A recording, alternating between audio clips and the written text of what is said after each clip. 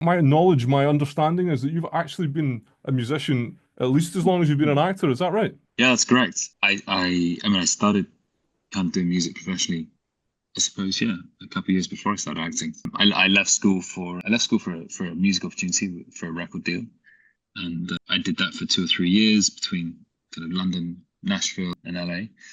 And in the middle of that kind of mini chapter, I got back into my acting Yeah. and started working. Yeah, yeah. So is that something that you're able to always sort of like the two different disciplines, do they feed into each other for you in terms of one practice over another or one feeding the next creatively, or are they quite separate worlds for you? Um, they are separate.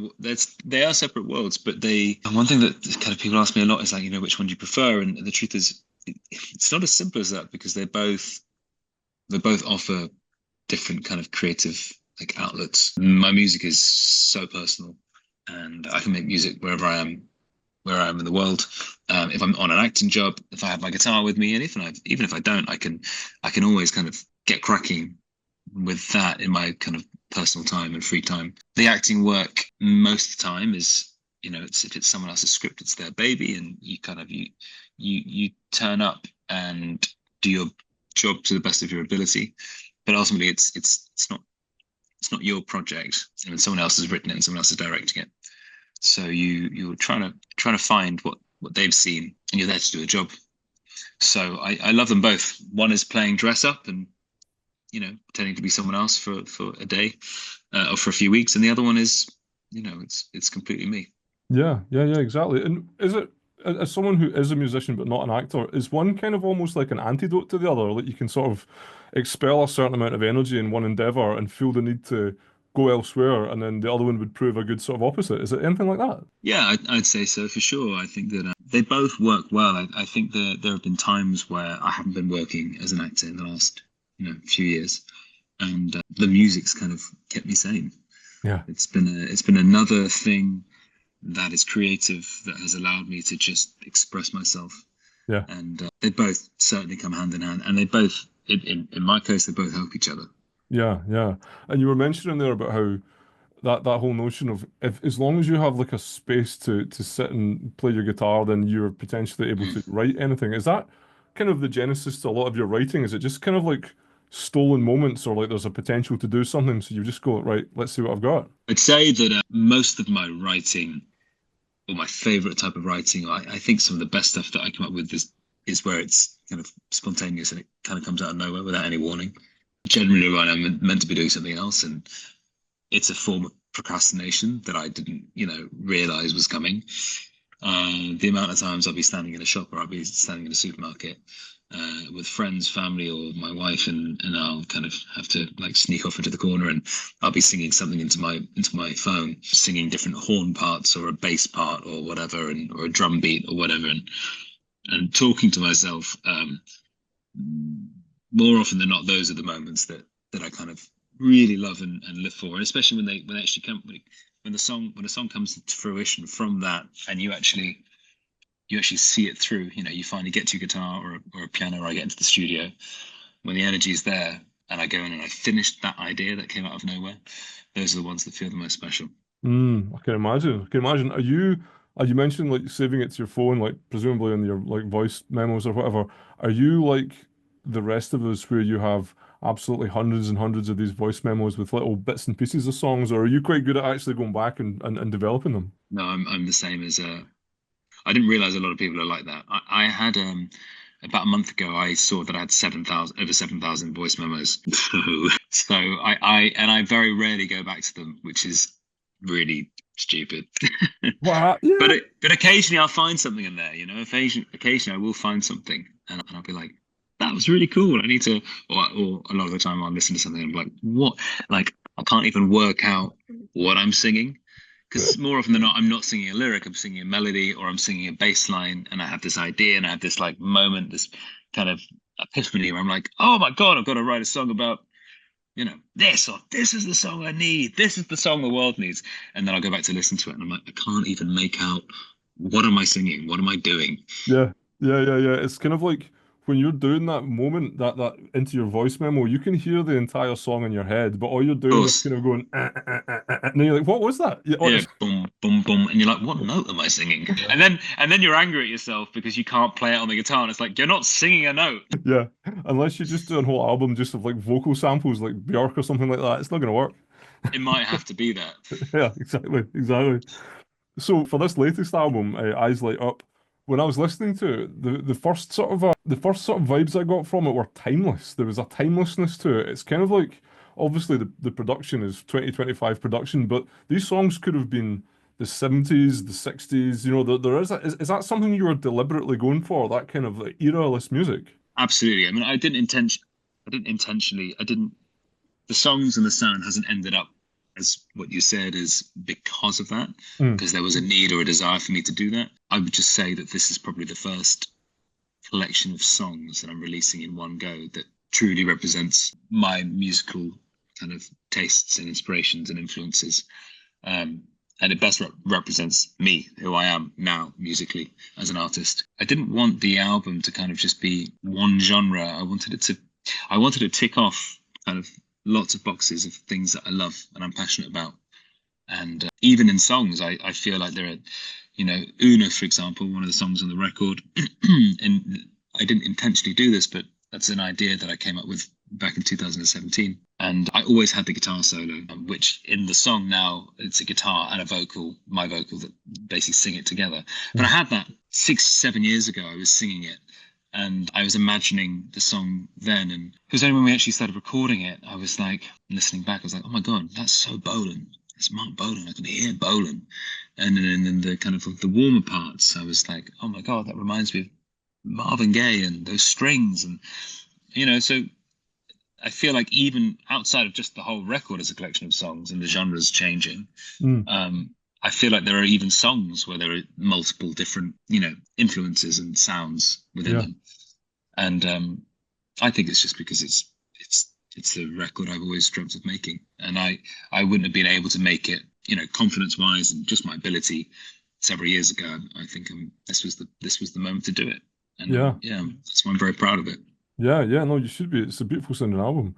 I wouldn't have gotten the Mark Bolan thing actually that you mentioned. It's certainly the Marvin Gaye I heard. So I wonder, yeah, if this is kind of everybody has influences, but everybody also filters them through their own taste and ability. So it's not always that obvious to the No, listener what someone's influences might be. Who are your strongest songwriting influences, do you think? songwriting wise, for me, it probably starts with the Beatles. We grew up in our family household with the Beatles being played a lot, particularly Revolver, that record. Hmm. And I feel like I still do. I don't listen to them very often now, but I have always felt that the amount of songs and bangers that they released in such a short amount of time, without not many. I don't think there are even any Duff songs. They're all just so good. Whether people, whether one likes them or there's someone's cup of tea or not. Just an amazing. They had an amazing ability to package together fantastic melodies, brilliant writing, and make them all happen within under 3 minutes and 20 seconds. Yeah, So that certainly will forever be a huge influence for me. David Bowie, brilliant. these are the people that I grew up listening to, and heavily influenced by, because my parents love them.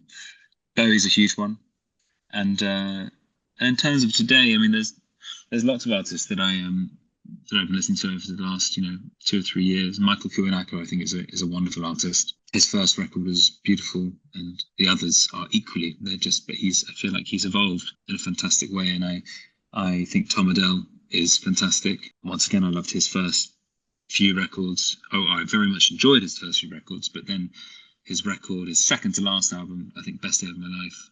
It's just, I thought, extraordinary. And so, I try and find bits of artists to kind of draw on as opposed to, an entire sound.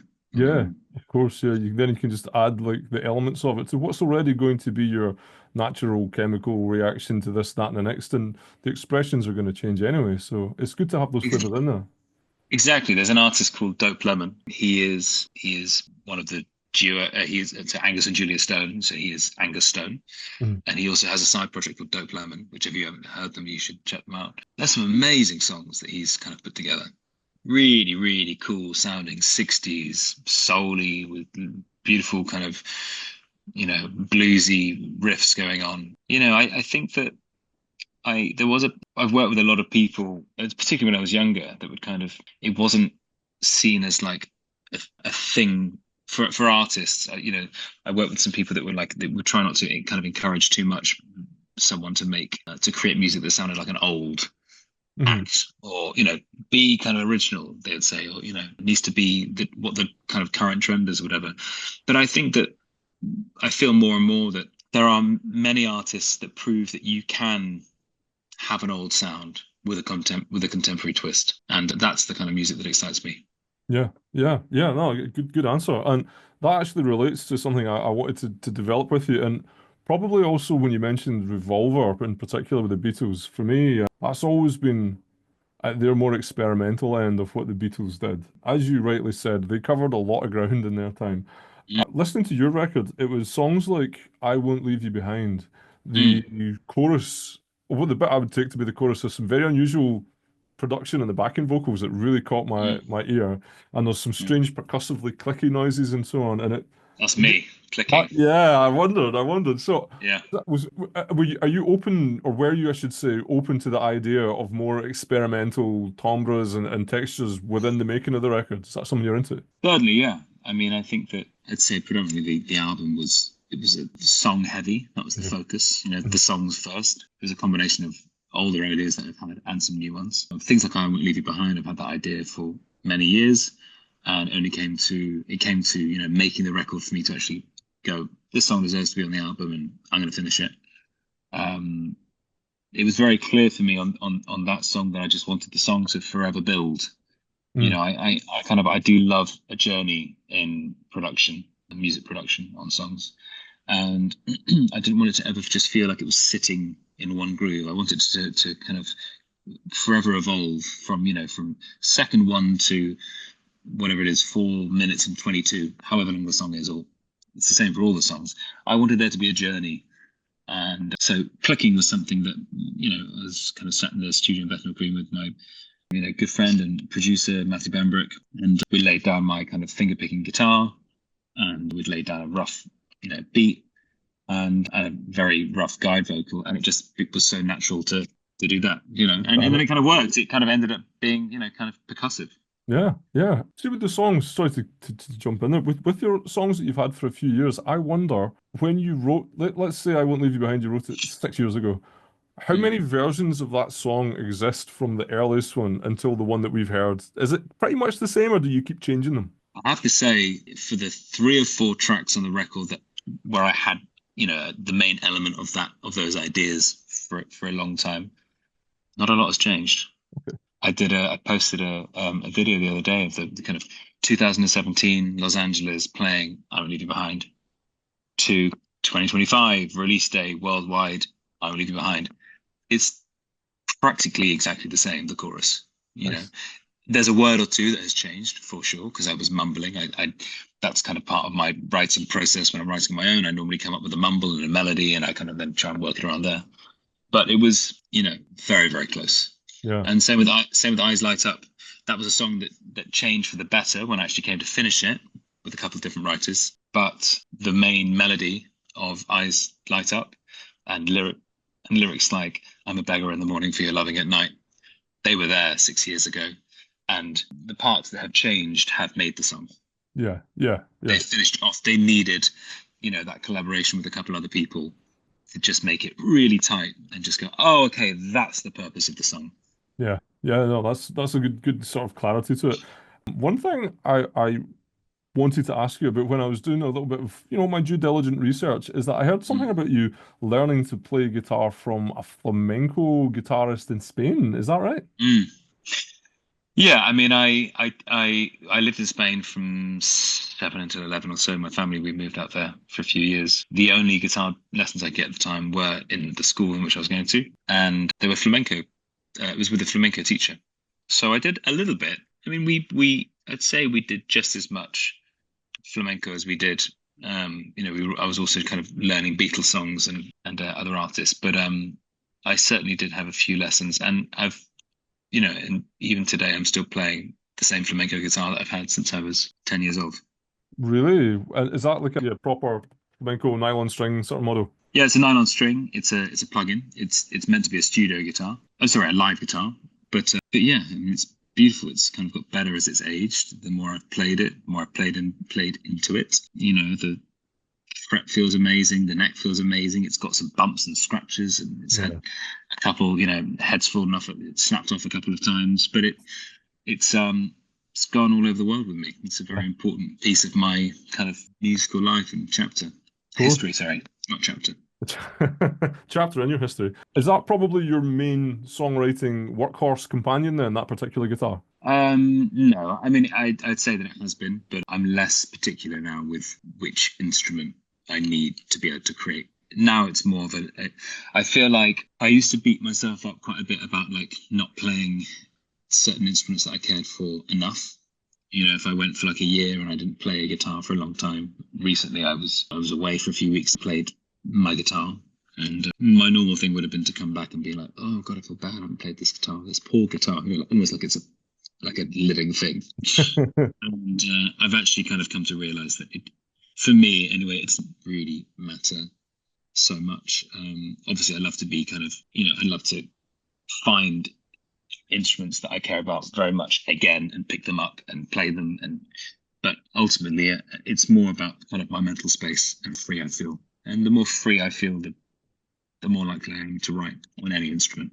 Yeah, yeah, yeah, because it's an extension of that personal freedom. Now, lyric writing, this is probably slightly basic question, but I'm interested in the answer anyway. Being that you are a multi-hyphenate actor as well as a singer-songwriter, when it comes to writing lyrics, I mean, writers use characters anyway, and so I wonder how Mm. much do you draw from your own life, and then how much do you maybe inhabit a character for a song, and is that in any Yeah. way similar to developing it for an acting role? Um,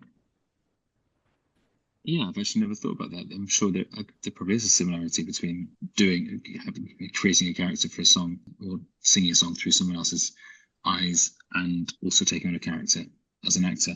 I would say that there's no rule for me who or what I'm going to write about, but I certainly enjoy taking myself out of the equation when writing a song. And I've got a song on the album called Daddy Daddy. It's not about my dad. It's not really, doesn't really have to be about anyone's dad. It's more meant to be kind of like a metaphor for someone that represents and stability and a protector or a helper or love. And I just thought it sounded singing Daddy Daddy the way that I do on that song, and the phrasing of it and the words I'm saying just worked really well for me for the message I was trying to kind of get across. Yeah. And what I was trying to get across, I've been watching a TV show, and let's say episode 3 was about to start and the screen was black. Before any color came on the screen and the episode really even started, there was just this little ping of a high pitched note that was obviously from the soundtrack. It hadn't really come into play properly. It was the first like small little tweak, and I basically just stopped it, ran to the piano, and then found a chord that felt a bit like that thing that I felt, and then I just started singing "Daddy, Daddy." I think I missed the train again. "Daddy, Daddy." I think I've fucked it up. Wow. And then I stopped it, and I came back and I resumed, watching the TV show. And what I was thinking about in the moment, even though I wasn't feeling this myself, I just, for some reason, that one little note or that thing that I heard resonated with me, and it made me feel for a past Toby version of me who maybe once did miss home and need some help. And it also made me think of people around the world, maybe waking up one day regretting something or angry or upset or feeling very alone. And I just thought Daddy Daddy sang well, and I thought that kind of, said that. Yeah, yeah, yeah. It does, and that's one of the moments in the album that really stuck out for me. Is much because you've it's a quite difficult sounding vocal as well, and what an Yeah. incredible thing to be so openly receptive to that tiny little frequency. Because obviously Yeah. it did unlock something Mm. somewhere Yeah. within you. It's just been able to, because you could quite have easily went, play and then forgotten all about it. But Sure. instead, you've got this Yeah. song. And probably more often than not, that is what I do, is kind of subconsciously without even realizing. It's just in this moment, I just, yeah, it kind of excited me. Yeah, I think, for me, I'm not very good at sitting down and be like, right, I've got this idea, now let's just finish a lyric. It doesn't really work like that very well for me. That in those cases, that's where it's good to collaborate with people, I yeah, find, for me, because it opens up things that I hadn't thought about. yeah, But when I don't put myself on the spot, and I'm very kind of like, I feel kind of present and I suppose kind of connected to the things that are going on around me. It's normally in those moments where I'm feeling pretty good, or maybe not pretty good, just really sad, but I feel at one with myself. I'm kind of like aware of all the things around me and all the feelings I'm feeling. It's in those moments that kind of things, kind of ideas kind of flood through and just become, hard. yeah, yeah. You're like in the middle of your own moment rather than caught in the future or the past. Yeah. I know Yeah, exactly. exactly. Yeah. Talking about collaborations, I know we don't have too much time left, but there's hopefully enough time for a couple more questions. There were two collaborative things that I wanted to ask you about. Yeah. One of them, of course, you've got a family of very talented people, including Sister Florence, and you did Yeah. the song Midnight as a collaboration. I Yeah. suppose it's a bit much to say, did you collaborate when you were kids? That's the wrong word, when you're growing up with like your wee sister, but being that you're both actors and Yeah. musicians, was there a lot of music played together, making up songs, making up characters? Is that kind of how it went for you guys? Um, yeah, certainly. I mean, and not just Florence and my two other sisters as well. I'd say the four of us from young ages we loved playing music, we loved singing, we loved acting, we loved performing, and our parents kind of heavily encouraged us to do it. Friends of mine now say, "Oh God, coming over to yours when we were in Spain was so boring," because I'd be like, "Oh, and here's Toby and Florence with the guitars," then you'd come out and sing songs, and and my parents for sure are responsible for that. One, we love doing it, but my parents were just both have a huge love for the arts, and in their eyes, us doing that was just as important as passing other grades at school. Yeah. So we were always singing stuff, and we still do. I've had all three sisters with me at different times on stage with me. Florence came and sang in Oxford, came and sang on Midnight. Bella came to Berlin at the end of the last show of my tour last year, and she came and sang a song called Light Years, which is on the album with me. Rafi, my youngest sister, has sung with me countless times and is also a brilliant performer and an amazing songwriter. Yeah, and in the same way that song in particular, Midnight, I'd had that idea since 2019. 2021 came, and it was after the second lockdown, and we were just finally allowed to leave our homes. And it felt right finally to go and face that song. I knew it was always going to be special, but I was like, let's go and have a little go. So I went to the studio and I did like 1 hour sessions, for example, and I put all the parts down, the piano, this, that. And it was only when I finished it and I was about to go off the next day to go and do a TV show in Ireland, my mum, Florence, I'd been playing in the car. I collected Florence from the station or something, and he was kind of singing along to it. I was like, "Listen to this new song of mine." She was singing along to it, and when we got home, my mum was like, "You should get her to sing it." And I was like, because I overthink everything, and I'd already basically finished the song. I was like, "Please don't give me another stress." Like, it takes a long time, like overthinking for me to finally put a song and go, "It's ready." Yeah. And I'd just done that. It's been like weeks agonizing over everything. She was like, "You should get." And for me, it wasn't so much that I didn't want her to be on it. It's just like, I can't bear to think more about this song. Like, I've just finally. And then we did. We rushed the studio. We had 35 minutes. Rest is history. And that was it. And then I was off to Ireland, mixing from Ireland with my engineer. And yeah.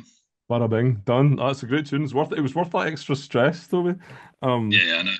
So yeah, and the other collaboration, I don't know how collaborative it is. I just wanted an excuse to bring this up because it's so interesting. This is blending your singing and your acting. Of course, a few years ago you played Andrea Bocelli, which is a daunting task. I wonder, were you, for one thing, I mean, he's one of the world's best opera singers. Were you even allowed to do vocals, or was it all him who did the singing? All him. Oh, him. Okay. I had to learn how to. I mean, I had like an opera teacher to try and teach me mainly the positioning of my mouth, so I looked as close as possible. Yeah. But yeah, we used his voice because it's not bad. Yeah, he's not bad at singing, actually, Yeah. I think he might make it. I noticed that, yeah. But the actual collaborative thing that I was interested in was you acted alongside one of my favorite actors of all time, Antonio Banderas. He's another actor who is also pretty good musician, being that he was Che Guevara in Evita and all sorts. And I wondered, was there any, talk of doing music together? Was there any performance tips? I mean, how did that relationship work together? We didn't actually get into to kind of talking about those things that much, but he was only with me on set for a few days. But I mean, he's just born performer. He has the whole room looking at him when he's talking, and he's not asking anyone to look at him. He's not asking for anyone to listen. He's just got it. He's got that star, that charisma, that something that so many people. It's so rare to see on that level. I had actually never seen, and I still haven't to this day, someone who holds a room quite like him. Wow, wow. I was kind of hoping you would tell me the secret there, but you don't know it. It just happens to be there. He just has it. He just has it. Now, Toby, it's been lovely talking to you. I'll wrap it up, but I'll also say that Eyes Light Up. Now, that's the 4th of April, I think that's been released. It's very soon. That's correct, yeah. And you have some release shows happening. So why don't you tell us about them? And also, is there plans for like a bigger scale tour maybe later in the year or anything like that? So there is a plan for an album tour in the autumn, which will be confirmed once it's all sorted out, or once all those plans have kind of come to fruition. In the next few weeks, the 4th of April, Eyes Light Up comes out. I will be doing an album signing at Truck Records in Oxford, which is my hometown. It felt kind of fitting to do it there. And I'll also be playing a couple of songs acoustically from the album. Then a few weeks after that, I will be headlining Oxford O2 on the 26th of April, which is always a fun show because it's my hometown again. It's always a good crowd, good energy. And then I'm playing the 100 Club on the 30th of April in London. Fantastic, fantastic. So all of Toby's fans watching that, you know where to go, and the record's out on the 4th. And all that leaves me is to say thank you so much, Toby, for talking to me. I've had the best time. Thank you, mate. So have I. It's been lovely chatting.